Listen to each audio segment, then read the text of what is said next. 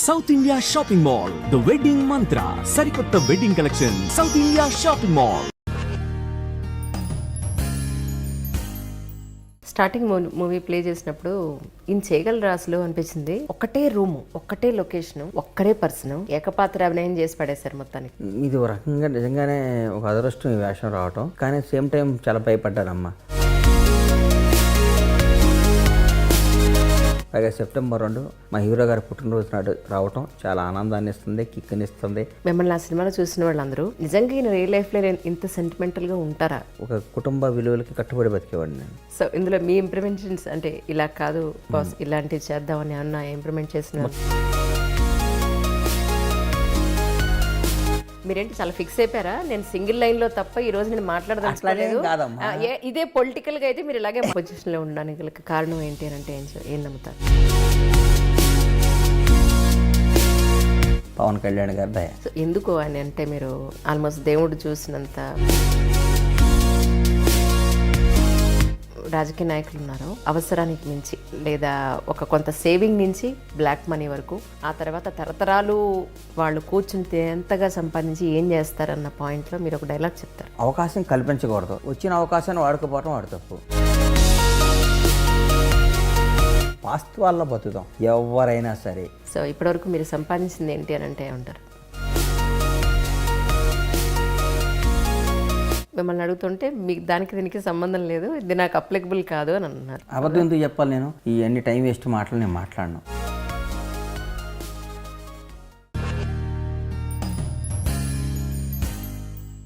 అందరికీ నమస్కారం అండి. ఈరోజు బండ్ల గణేష్ గారి ఇంటికి వచ్చాం. బయట మాత్రం చాలా పెద్ద బోర్డు పెట్టారు, ఏంటంటే పర్మిషన్ లేదే లోపలికి ఎట్టి పరిస్థితుల్లోనూ రావద్దని. సార్ ఐ థింక్ నేను పర్మిషన్ తీసుకునే వచ్చినట్టున్నాను. ముందైతే గెస్ట్కి వెల్కమ్ చెప్పేద్దాం. సార్ నమస్కారం అండి. నమస్తే అమ్మా. మొత్తానికి ఫైనల్గా మిమ్మల్ని ఇలా కలవడం జరిగిందా? నాకు దట్స్ నైస్. లేదులేండి, మీ నాగరాజ్ గారిని మీరు చెప్పినట్టుగా మేము ఇక్కడ డిస్టర్బ్ చేయాలి. ఆయనకే మొత్తం అంతా సోషల్ మీడియా రైట్స్ రాసి చేసినట్టు. లేదమ్మా. లేదు, వాసు గారు కూడా నా బెస్ట్ ఫ్రెండ్. మీ వాసు గారు నేను చాలా కాలం నుంచి ఫ్రెండ్స్ని. వాసు అంటే నాకు చాలా ఇష్టం సార్. క్యాట్ డ్రీమ్స్ నా సొంత సంస్థ లాంటిది. Thank you sir, thank you so much sir. ఇప్పుడు డేగల బాబ్జీ, యాక్చువల్లీ ఆ పేరు పెట్టడానికి మెయిన్ రీజన్ ఏంటి? మొన్నటివరకు బ్లేడ్ బాబ్జీ అన్నారు, ఇప్పుడు డైగల్ బాబ్జీ అన్నారు. ఆ కథ అట్లాంటిది, ఆ కథకు ఆ టైటిల్ బాగుంటుందని పెట్టారు డైరెక్టర్ గారు. రైట్. నిన్న నేను ప్రీమియర్ షో చూడడం జరిగింది. Actually really it was so nice sir. ఎవరు మీ నుంచి అలాంటి పెర్ఫార్మెన్స్ ఇంతవరకు ఎక్స్పెక్ట్ చేయలేదు. అంటే ఇంత బాగా చేయగలుగుతారా అనేది ఒక అందరినీ ఆలోచింపచేస్తుంది ఈ సినిమా మాత్రం ఖచ్చితంగా. It was so good really. Thanks అమ్మా. అంతా డైరెక్టర్ గారికి వెళ్తాం, గ్రేట్ అంతా నాదేం లేదు సార్. తమిళ్లో యాక్చువల్గా పార్థిబన్ గారు చేస్తారు. తమిళ్లో Parthiban. At the same time దీనికి చాలా మంచి అవార్డు వచ్చింది, మీకు ఆ విషయం తెలిసే ఉంటుంది అనుకుంటా. దట్స్ అది తక్కువ మందికి అటువంటి మంచి సినిమాల్లో యాక్ట్ చేసే అవకాశం దొరుకుతూ ఉంటుంది. ఫస్ట్ టైం పార్థిబన్ గారు చేసింది మీరు చూడడం జరిగిందా? యాక్చువల్గా చూశాను. అంటే ఫస్ట్ డైరెక్టర్ చెప్పాడమ్మా నాకు. డైరెక్టర్ చెప్పిన నేను చాలా భయపడ్డాను. నా మీద ఎందుకు రిస్క్ వేసుకుంటావు అని వద్దు అని చెప్పాను. నేను డిస్కరేజ్ చేశాను డైరెక్టర్ని, వద్దులేరా నా మాట, నువ్వు నా ఫ్రెండ్ డైరెక్టర్ బాగా. తర్వాత కాదు నువ్వు చేయాల్సిందని గొడవ చేశాను. తర్వాత చేయకపోతే నేను చాలా మిస్ అయ్యాను జీవితంలో. నాకంటే నా గురించి నా ఫ్రెండ్ బాగా ఆలోచించాడని అనిపించింది నాకు. స్టార్టింగ్ మూవీ ప్లే చేసినప్పుడు ఈయన చేయగలరా అసలు అనిపించింది. బట్ ఒక్కటే రూము, ఒక్కటే లొకేషను, ఒక్కరే పర్సన్, ఏకపాత్ర అభినయం చేసి పడేశారు మొత్తానికి. ఇలాంటి అవకాశం చాలా తక్కువ మందికి వస్తుంది. అంటే సినిమా మొత్తం అంతా కూడా తను ఒక్కరే కనిపిస్తూ తన అన్ని ఎక్స్ప్రెషన్స్, ఒక ప్రేమని, ఒక కోపాన్ని, కొడుకు మీద ఉన్న వాత్సల్యాన్ని, భార్య మీద అన్ని రకాలైన ఎమోషన్స్ని ఇందులో చూపించగలిగే గొప్ప అవకాశం మీకు దొరికింది యాక్చువల్గా చెప్పాలి అంటే. సో ఇప్పటి వరకు ఉన్న మీ ఫిల్మోగ్రఫీని ఈ సినిమాని కంపేర్ చేస్తే మీరు ఎలా ఫీల్ అయ్యారు యాక్చువల్గా? ఇది ఒక రకంగా నిజంగానే ఒక అదృష్టం ఈ వేషం రావటం, కానీ సేమ్ టైం చాలా భయపడ్డానమ్మా. మనం ఏం చేయటం ఈ సినిమాని. ఈ సినిమా స్టార్టింగ్ అప్పుడే డైరెక్టర్ చెప్పాను, ఇంక ఇది ఓటీటీ రిలీజ్ చేస్తే మొత్తం పగిలిపోద్దురా బాబాయ్, ఓటీటీకి అయినా దృష్టిలో పెట్టుకుని చేయని చెప్పాను. కరోనా టైంలో మనడు ఏదో ఎవరో అడిగారో థియేటర్ రిలీజ్ అయిందని చేశాడు. కానీ అది నాకు తెలుసు, ఇది ఓటీటీ సినిమా, ఓటీటీలో ఆదరిస్తారు, దీన్ని ఆశీర్వదిస్తారు, ఇది తప్పకుండా మంచి సినిమా అవుతుంది నాకు తెలుసు. ఈ సినిమాని చాలా హత్తుకునే సినిమా తీస్తున్నామని నాకు తెలుసు. కాబట్టి డెఫినెట్గా నాకు ఇది మంచి అప్లాజ్. మీలాగే రేపు జనం చూసిన ప్రతి ఒక్కళ్ళు కూడా పైగా సెప్టెంబర్ 2 మా హీరో గారి పుట్టినరోజు నాడు రావటం చాలా ఆనందాన్ని ఇస్తుంది, కిక్ని ఇస్తుంది, ధైర్యాన్ని ఇస్తుంది, సంతోషాన్ని ఇస్తుందమ్మా. అంటే మీరు ప్లాన్ చేయలేదా రెండో నిజంగా ప్లాన్ చేయలేదమ్మా. అవకాశం భగవంతుడు ఈ విధంగా కల్పించాడు. అంతేనంట. అంతే. నిజం చెప్పండి. అబద్ధం ఉంది. పవన్ కళ్యాణ్ గారు అంటే పవన్ మీకు కళ్యాణ్ విపరీతమైన అభిమానం కాబట్టి అభిమానం ఉన్నా అప్పటికి- కానీ అవకాశం వచ్చింది, దాన్ని వాడుకున్నాం మేము. సార్ తర్వాత ఇందులో నేను వెయిట్ చేశాను, బాబునన్నా చూపిస్తారేమో లేకపోతే వైఫ్ నన్నా చూపిస్తారేమో అని. I was waiting totally. But voice మాత్రమే స్టార్టింగ్ నుంచి ఎండింగ్ వరకు ఎవరిని మిగిలిన పాత్రలన్నీ కూడా మిగతా వాయిస్ మాత్రమే మాట్లాడుతుంటాయి అన్ని వినిపిస్తాయి. అన్ని సినిమాలో మీలాంటి అందరికి అర్థమైపోతుంది. ఎస్పీ మాట్లాడుతుంటాడు, డాక్టర్ మాట్లాడు, పోలీస్ అసలు మాట్లాడు, భార్య మాట్లాడు, కొడుకు మాట్లాడుతుంటాడు, అందరూ మాట్లాడుతున్నారు. కానీ నేను ఒక్కడే కనిపిస్తుంటాను, అందరితో మాట్లాడను. అదే గమ్మత్తు ఈ సినిమాలు. కానీ మిమ్మల్ని ఆ సినిమాలో చూసిన వాళ్ళందరూ నిజంగా ఈయన రియల్ లైఫ్లో ఇంత సెంటిమెంటల్గా ఉంటారా ఈయన లేకపోతే ఇంత ఫ్యామిలీ పర్సన్గా ఉంటారా అని అంటే ఏం చెప్తారు సార్ మీరు? నేను నిజంగా చాలా సెంటిమెంటల్ ఫెలోని, చాలా ఫ్యామిలీ పర్సన్ని. నేను నా తల్లిదండ్రులు కానీ నా ఫ్యామిలీని కానీ ఇష్టపడేవాడిని, ప్రేమించేవాడిని. నా గురించి తెలియని నేను మాట్లాడడం నాకు తెలియదు, కానీ నేను చాలా సెంటిమెంటల్ ఎక్కువ నాకు. సేమ్ టైం నేను ఒక కుటుంబ విలువలకి కట్టుబడి బతికేవాడిని. నేను నాకు సరిపోద్ది క్యారెక్టర్. ఇప్పుడు మీరు పెంచుకుంటున్న పాప ఏం చదువుతుందండి? రైట్. ఇప్పుడే వెళ్ళింది బయటికి. ఇప్పుడు దాకా అక్కడ కూర్చొని ముద్దులు పెట్టి వెళ్ళింది. సార్ ఈ మూవీలో యాక్చువల్గా ఒక్క హత్య కేసులో మిమ్మల్ని తీసుకొచ్చి కూర్చోపెడతారేమో అని అనుకుంటాం, కానీ స్లోగా అర్థమవుతూ ఉంటుంది ఏంటంటే వన్ బై వన్ ఒక మటలు జరుగుతూ ఉంటాయి. ఆడిని పలానా చంపాను, ఇట్లా చంపాను, అట్లా చంపాను. చూసే వాళ్ళకి కాసేపు మెంటల్ వస్తూ ఉంటుంది. ఇదేంటారు ఇంతమందిని చంపుతున్నాడని. ఎవరిని ఎట్లా చంపాడు కూడా పోలీసులు చెప్తాడు, ఎవరికి అర్థం కాదు. గమ్మత్తైన కథనం అమ్మ. Screen play extraordinary screen play ఇది. తమిళ సినిమాకి ఇప్పుడు మన తెలుగుకి అన్న మార్పులు చేర్పులు ఏమైనా చేయడం జరిగింది? పెద్ద మార్పులు ఏమి లేవు, అదే కథనం అమ్మ. కానీ తమిళ కంటే బెటర్గా తీసాడు డైరెక్టర్ ఇక్కడ. అంటే ఇక్కడ నేటివిటీ కానీ బెటర్గా ఎక్స్ప్రెస్ చేసే విధానం, డైరెక్టర్ చెప్పే విధానం, డైరెక్ట్ చేసేదంతా చాలా బాగా చేశారు. అంటే మీ వరకు మీరు ఎప్పటివరకు ఇలాంటి క్యారెక్టర్ ఎప్పుడు చేయలేదు? ఎవడో చేయలేదు, నేనేంటమ్మా, ఎవరో చేయలే. రైట్. అసలు నాకు ఇది వస్తుందని కూడా నేను ఊహించాల, ఎవరో చేయలేదు. మీరు ఎలాంటి హోంవర్క్ చేశారంటే ఏం చెప్తారు? నేను ఏం చేయలేదమ్మా, హోంవర్క్ డైరెక్టర్ ఏం చెప్తా చేసేది. హోంవర్క్ చేశాను, భూమి బద్దలు కొట్టాను, నైట్ నిద్రపోను, రాత్రులు గడిపాను. ఈ కథ మీద ఎన్నో మదనాలు చేశాను, ఎంతోమందిని కూర్చోబెట్టి మీటింగులు చేశాను. ఇవన్నీ టైం వేస్ట్ అవ్వాలని నేను నీకు చెప్పనమ్మా. నేను ఏం చేయాలి, డైరెక్టర్ ఏం చెప్తా చేశాను అంతే. సో ఇందులో మీ ఇంప్రూవ్మెంట్స్ అంటే ఇలా కాదు బాస్ ఇలాంటివి చేద్దామని ఏమన్నా ఇంప్రూవ్మెంట్ చేసిన మొత్తం డైరెక్టరే. నేను ఏం చేయలేదమ్మా, ఊరికే ఒకళ్ళకి గుంజుకొని నా మెడలో వేసుకోవటం తప్పు అయిపోద్ది. నిజంగా మీరు ఉపవాసం ఉంటారా నిజ జీవితంలో ఎప్పుడన్నా? ఉంటాను. అవునా? ఎప్పుడు ఉంటారు? మండే, ఆల్మోస్ట్ మండే ఉంటాను ఇప్పుడు. సో దేవుడు అంతే భక్తి ఉంది మీకు? విపరీతమైన భక్తి అమ్మ దేవుడు అంటే. మీరేంటి చాలా ఫిక్స్ అయిపోయారా? నేను సింగిల్ లైన్లో తప్ప ఈ రోజు నేను మాట్లాడదలుచుకోలేదు. ఇదే పొలిటికల్ గా అయితే మీరు ఇలాగే మాట్లాడతారా? నాగరాజు గారు కూర్చుంటే ఎందుకు మాట్లాడతాను అట్లని కాదు, నిజంగానే దేవుడు అంటే భక్తి, ప్రేమ, దేవుడు అంటే భయం, దేవుడి మీద నాకు నమ్మకం. మన దేవుడు మన విధిరాతను నమ్మేవాడు నేను, నన్నే అన్ని కాబట్టి చెప్తున్నాను. సో ఈరోజు మరి మీరు ఇంత గొప్ప పొజిషన్లో ఉండడానికి గల కారణం ఏంటి అని అంటే ఏం నమ్ముతారు? భగవంతుడి దయ, మా అమ్మ నాన్న చేసుకున్న పుణ్యం, నేను నా కష్టం, పవన్ కళ్యాణ్ గారి దయ. సో ఎందుకు అని అంటే మీరు ఆల్మోస్ట్ దేవుడు చూసినంత మంచి అంటే నాకు ఒక గుర్తింపు తీసుకొచ్చాడు కాబట్టి కృతజ్ఞత ఉండాలమ్మా. ఆ కృతజ్ఞత అంతే అంతే. ఇందులో కొడుకు పేరు కూడా పవన్ అనే పెట్టినట్టున్నారు. పవనే ఉంటుందమ్మా, కొడుకు పేరు పవన్. అవును. ఎందుకు? అది డైరెక్టర్ అనుకోకుండా పెట్టాడు, వేరే పవన్ పవన్ పవన్ అని మాట్లాడుతుంటాను. సో మీ ప్లాన్ ఏం లేదు అందులో? నాది ఏ ప్లాన్ లేదు తల్లి, సినిమా ఆయన ఏం చెప్తా చేసి అంతే. ఈరోజు మీరు గట్టిగా ఫిక్స్ అయ్యారు సార్. అంటే ఇప్పుడు ఇంటర్వ్యూలు అన్నీ అలాగే ఇచ్చారా లేకపోతే టైడ్ అయిపోయి ఇలా మాట్లాడారు? టైడ్ ఏం కాదు, అంతే ఇట్లాగే మాట్లాడుతున్నాను. నిజంగా నిజం. ఎప్పుడన్నా మీ లైఫ్లో మీ మూవీ స్టార్ట్ అయిన కెరియర్లో ఎప్పుడన్నా ఇలాగా ఇండివిజువల్గా ఒక మూవీ అంతా మీరే కనిపించి ఒక హీరో క్యారెక్టర్ చేస్తారని ఎప్పుడన్నా ఊహించారా? ఎప్పుడు ఊహించలా. ఇది అబద్ధం, నేను అనుకోవాలా, ఇది కూడా చేద్దాం అనుకోవాలా. ఈ డైరెక్టర్ ద్వారా వచ్చింది, చేశాను అంతేగాని ఇట్లాంటి సినిమా వస్తుందని కూడా నాకు తెలియదు, ఇట్లాంటి సినిమా ఒకటి ఉంటుందని కూడా నాకు తెలియదమ్మా. సినిమాలో మీరు చూపించింది ఏంటనంటే డబ్బు ఉంటే న్యాయం ఎటు వెళ్తుంది, జ్యుడిషియరీ ఎలా ఉంది, లేనివాడి పరిస్థితి ఏంటి అని.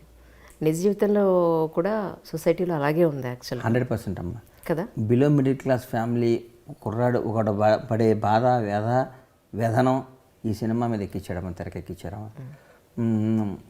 చాలామంది హృదయాల్ని హద్దుకునే సినిమా ఇది. చాలామందిని ఆలోచింపజేసే సినిమా ఇది. చాలామంది కరెక్టే కదరా పాపం అనిపించే సినిమా ఇది. డబ్బుకి ఎంత ఇంపార్టెన్స్ ఇవ్వాలి, డబ్బును మనం ఎంత జాగ్రత్తగా చూసుకోవాలి, డబ్బు లేకపోతే మనం కానీ మన పిల్లలు కానీ మన ఫ్యామిలీ కానీ ఏమైపోద్దని భయపడి ఆలోచింపజేస్తాం మా సినిమా. ప్రయారిటీ డబ్బుకి ఎంత వాల్యూ ఇవ్వాలని తెలుపుతుంది సినిమా. డబ్బు లేకపోతే మనం ఏంట్రా అని కూడా తెలుపుతుంది సినిమా. అవును, దాంతోపాటుగా మీరు ఇంకొక విషయం కూడా చెప్పారు అందులో.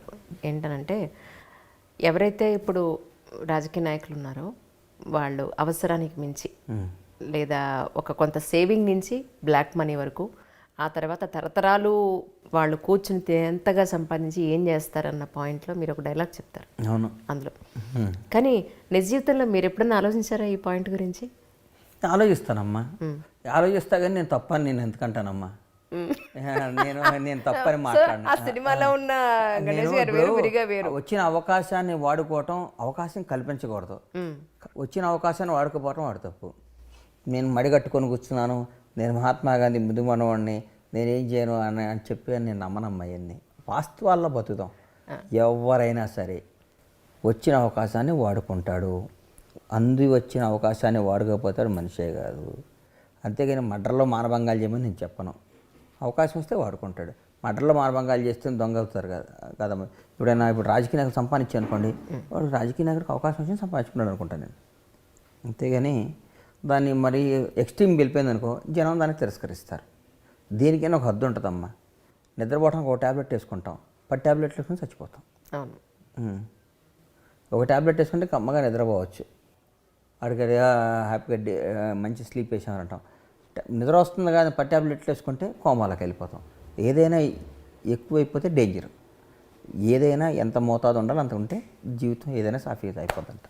ఇప్పుడు ఇంతకీ బయట ఎట్టి పరిస్థితుల్లోనూ లోపలికి రాకుండా బోర్డు ఎందుకు పెట్టారు చెప్పండి? ఎవరెవరో ఊరికే వచ్చి సాగు దొబ్బుతూ ఉంటారు పర్మిషన్ లేకుండా.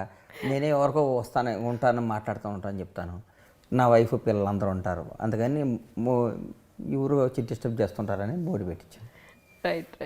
సో లేదులేండి, బయట మీరు బోర్డు బండ్లాజ్ అని పెట్టారు కదా, సో అది చూసన్నా ఒక భయానికి మీ ఫ్యాన్స్ తప్ప ఎవరైనా పర్మిషన్ లేకుండా మన పర్సనల్లోకి రాకూడదని నా ఇష్టం. ట్రూ అబ్సల్యూట్లీ సార్, డౌట్ లేదు అందులో.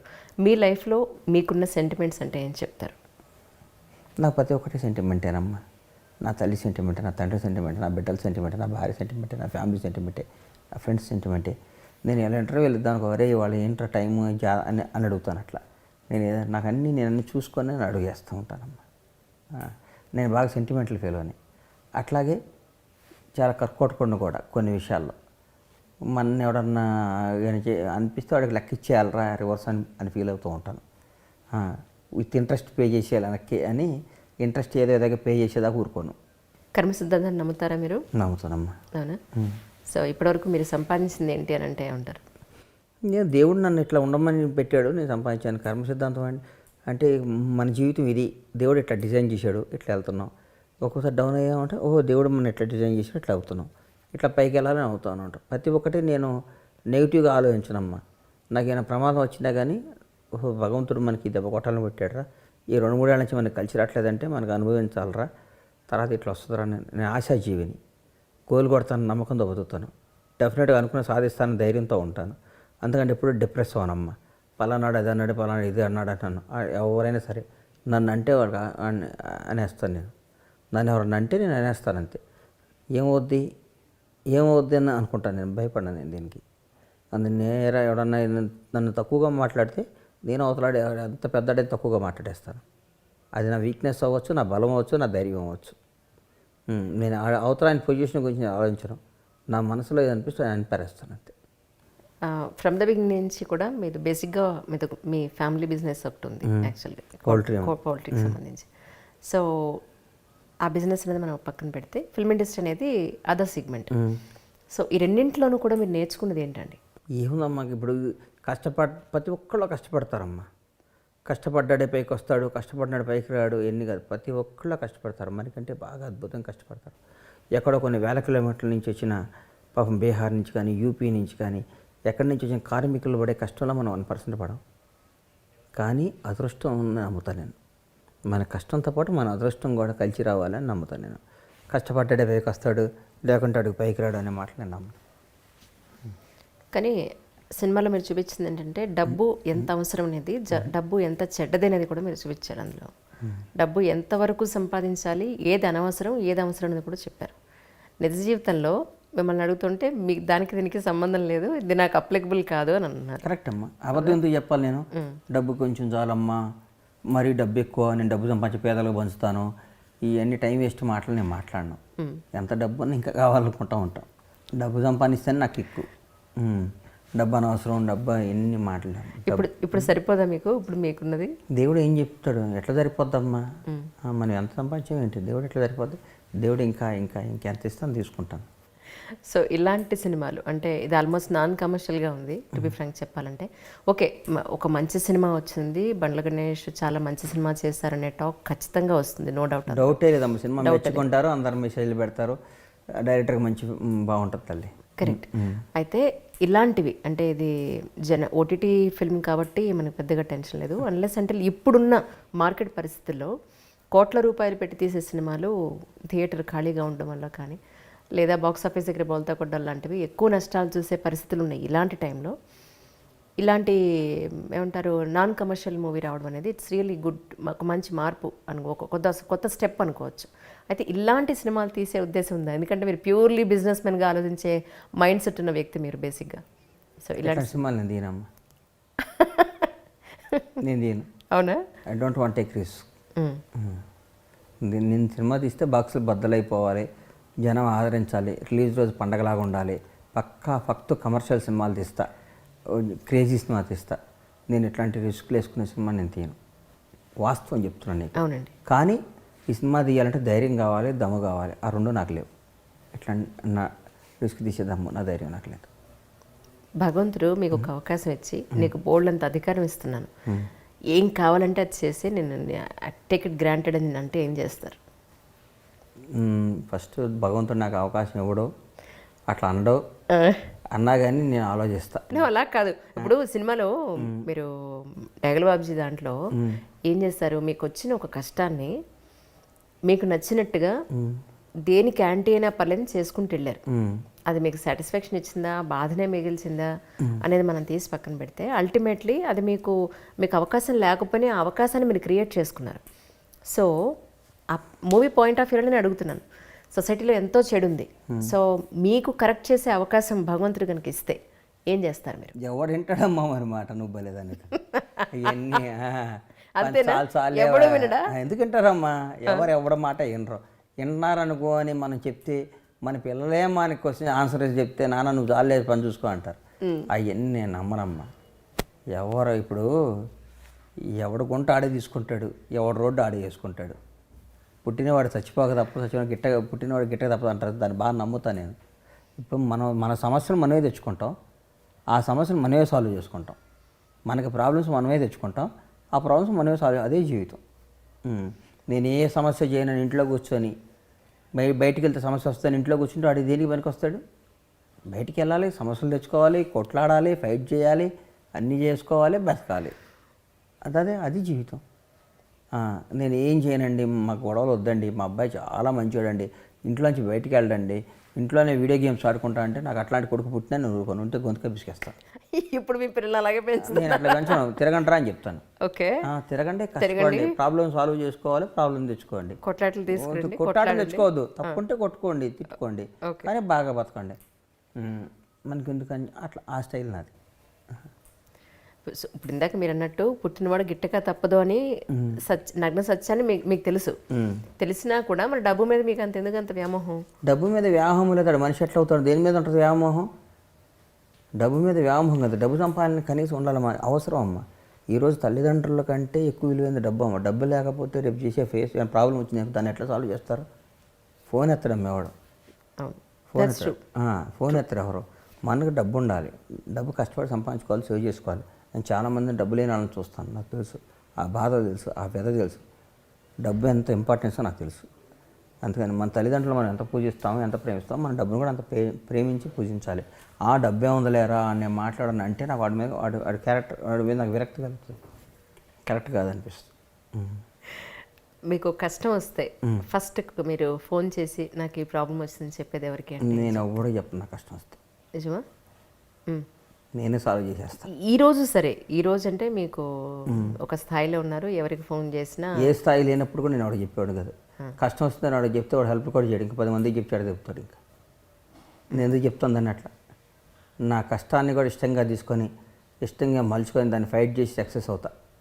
అందుకని నాకు కష్టం వచ్చింది నేను ఏడుస్తూ కూర్చొని నా పిల్లలకే చెప్పను, మా మదర్ ఫాదర్కే చెప్పను. నేను నా కష్టాన్ని నేనే లోపలే ఉంచుకుంటా, నేను సాల్వ్ చేస్తా. అన్నైనా చెప్తా, ఇట్లా వచ్చింది ఇట్లా చేసామని చెప్తా. నేను ఎప్పుడు నా కష్టాన్ని ఎప్పుడు చెప్పను ఎవరికి. ఇందులో ఒక సీన్లో మీరు ఫోను అక్కడ కావాలనే మర్చిపోతారా, లేకపోతే తెలియకుండానే మర్చిపోయారా? యాక్చువల్లీ కావాలి ఆ కథలో అట్లా ఫోన్ అక్కడ ఉంటుంది. ఆ ఫోన్ మన సినిమాలో అదే కథ తమిళ అట్లా వచ్చేది, కావాలని మర్చిపోవటం అట్లా ఏమి ఉండదు. ఓకే, అంటే అలానే కాదు అనేది స్టోరీ పరంగానే అందులో ఆ క్యారెక్టర్కి మీరు వాంటెడ్లీ అంటే ఆల్రెడీ అక్కడ ఏదో జరుగుతుందని మీకు ముందే హింట్ ఉండి మర్చిపోయారా, లేకపోతే మర్చిపోతాం? అదే అంటున్నాను. That's what. మీ రియల్ లైఫ్లో మీ ఫోన్ ఎక్కడైనా మర్చిపోయిన సందర్భాలు ఉన్నాయి? ఎప్పుడు నేను ఏమేమి అట్లా మర్చిపోవటాలు పోగొట్టుకోవటాలు ఏమో జరగవమ్మా నాకు. నాకు వింత అనిపిస్తుంది. ఏమండి ఫ్లైట్లో ఫోన్ మర్చిపోయామండి, పర్స్ మర్చిపోయామండి, బ్యాగ్ మర్చిపోయామంటుంటారు. అలా చూస్తే నాకు పైనుంచి కింద చూస్తా, మన వస్తువుని వీడు మర్చిపోతున్నా అంటే వీడికి అసలు వీడు అంత అజాగ్రత్త రాయడని. నా జీవితంలో ఏ వస్తువు మర్చిపోలేదమ్మా ఇప్పటివరకు, నాకు అది ఎదురే కాలేదు. అది విచిత్రం అనిపిస్తుంది.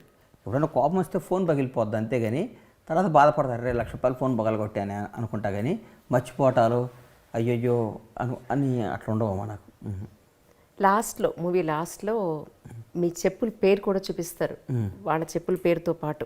అంటే ఇట్ మీన్స్ మీరు వాళ్ళని కూడా కంప్లీట్ చేసేసినట్టే. అంతే కదా, అంతే అంతే కదా మరి. అదే అదే స్క్రీన్ ప్లేలో గొప్పతనం డైరెక్టర్ తీసిన విధానం. ట్రూ. కానీ ఒక అమాయకమైన వ్యక్తి, ఒక కల్మషం లేని వ్యక్తి, లేదు అంటే ఎవరి సపోర్ట్ లేకుండా ఒక చిన్న ఫ్యామిలీ నుంచి వచ్చిన వ్యక్తికి ఒక మోసం చూస్తే పిల్లిని సైతం ఒక రూమ్లో పెడితే ఎలా అయితే రివర్స్ అవుతుందో అదే ఈ కథ అమ్మ కదా అనిపించిందా మీకు? చాలా. ఇప్పుడు ఏదైనా తెగేదాకా లాగకూడదమ్మా, లాగిన ట్యాక్ చేయాలి కానీ లాగేయకూడదు. ఒకసారి తెగితే అతుక్కోదు. ఎంత తెగిపోయినాక కానీ ఎంత అతికిచ్చిందే పోద్ది. బంధమైనా రిలేషన్ అయినా ఏదైనా తెంపుకోకూడదు. తెంపినా ట్యాక్ చేయాలి కానీ తెంపేయకూడదు. తెగిపోతే ఏముందమ్మా లైఫ్, ఏముంది కిక్కే ఉంది. ఇంకా ఎంత ఒకసారి తెగిపోయినాక తెగిపోయినట్టే అంతే. కథ అట్లాంటిది కథ. నమ్మిన భార్య, ప్రాణంగా చూసే భార్య, పిల్లాడి కోసం బతుకుతాం అనుకున్న భార్య భర్తను ఒకసారి మోసం చేసి 2 సార్లు మోసం, 14 జీవితం మోసం చేస్తే వీళ్ళు అయిపోయాడు. కథ అదే సింపుల్ కథ, బ్రహ్మాండంగా ఉంటుంది అమ్మ కథ. అవును. లేదు, moral of the story was so good really. కానీ నిజం చెప్పండి, మీరు సినిమాలో చేసిన తర్వాత మీలో ఒక అంతర్మదనం ఏమీ రాలే? అబ్బాయి ఈ సినిమా నేను చేయకపోతే చాలా తప్పు చేసినాడు అయ్యేవాడిని, చేసి మంచి పని చేశాను ఫీల్ అయ్యాడు అబ్బాయి చెప్పినాక. హ్యుమానిటేరియన్ గ్రౌండ్స్లో మీకేమి? నాకు హ్యుమానిటీస్ గ్రౌండ్స్లో అంటే నాకు నిజం కదా, డబ్బు లేకపోతే ఎవడైనా ఇంతే కదా. ఇంకా ఈ సినిమా చేసిన తర్వాత నాలో జాగ్రత్త పెరిగింది. ఇంతకుముందు ఎవరికంటే డబ్బులు ఇట్లాంటి అట్లా ఇచ్చాను, ఈ మధ్య అవి కూడా ఎందుకురా జాగ్రత్తగా ఉండాలి. డబ్బే ప్రపంచాన్ని శాసించేది, డబ్బే చాలా విలువగలది, డబ్బే అని అనిపించింది. సో ఇప్పుడు ఈ సందర్భంగా ప్రేక్షకులందరికీ ఈ మూవీ గురించి మీరు ఏం చెప్పదలుచుకున్నారో ఒక మాటలో? ఇది మంచి సినిమా, హృదయాన్ని హద్దుకునే సినిమా, మంచి కథనంతో. అక్కడ పార్థిపన్ రాసి యాక్ట్ చేశాడు, దాని ఇక్కడ వెంకట్ అనే కుర్రాడు నా ఫ్రెండ్ అద్భుతంగా చేశాడు. ఈ సినిమా తప్పకుండా ఆహా ద్వారా ఓటీటీలో చూసి నన్ను దయచేసి మీ అభిప్రాయం మాకు చెప్పి నన్ను ఆశీర్వదిస్తారు. మీరు మంచి సినిమా తీశారని మీరు డెఫినెట్గా మీరు ఇట్లాంటి కథలు ఆలోచించడానికి కూడా మీకు అవకాశం ఉంటుంది. చాలామందికి కూడా ఈ సినిమా చాలా జీవితాల దగ్గరగా ఉండే సినిమా అమ్మాయిది. ట్రూ. కానీ లాస్ట్ మినిట్ వరకు కూడా ఎవరు ఎక్స్పెక్ట్ చేయరు. అంటే అమ్మాయి అంతా ప్లాన్డ్గా మిమ్మల్ని కూడా నేను కూడా ఊహించలేదు కదమ్మా. నన్ను కూడా ఆఖరికి నా భార్య నన్ను ఇట్లా మోసం చేస్తుకొని నేను కూడా ఊహించను. అదే ఈ సినిమాలో గొప్పతనం. అవును, అక్కడికి ఫస్ట్ టైం మీరు చూసినప్పుడు క్షమిస్తాను. బిడ్డ కోసం మన దీనికోసం అని చెప్పగా నమ్ముతాం. ఎవడైనా ఎంత తప్పు చేసినా కానీ కొడుకుని కానీ భార్యని కానీ తల్లిదండ్రులు కానీ దూరం చేసుకోవడానికి అంత ఇష్టపడ్డారంటే వాడు మనిషే కాదు. తప్పుని సర్దిదిద్దుకొని ముందుకెళ్ళిపోదాం, జీవితాన్ని గడిపేద్దాం అని ఆలోచిస్తారు. కానీ అన్నిసార్లు క్షమించే గుణం ఉన్న గొప్ప మగవాడు కూడా ఆడది మోసం మీద చేస్తే వాడు ఈ పనిష్మెంట్ ఇటీవల నిజమనిపించే సినిమానే ఈ డేకల్ బాబ్జీ అమ్మ. ట్రూ. నిజంగా అండి అంటే బండ్ల గణేష్ గారు ముందే చెప్తున్నాను, it was really very nice movie. ప్రతి మనిషిని ఆలోచింపచేస్తుంది. అందరూ చూసి ఆయన చెప్పినట్టు ఫీడ్బ్యాక్ ఇవ్వండి. Thank you sir, thank you so much. Thanks అమ్మ, ఛానల్ తర్వాత నేను కలవటం ఆనందంగా ఉంది.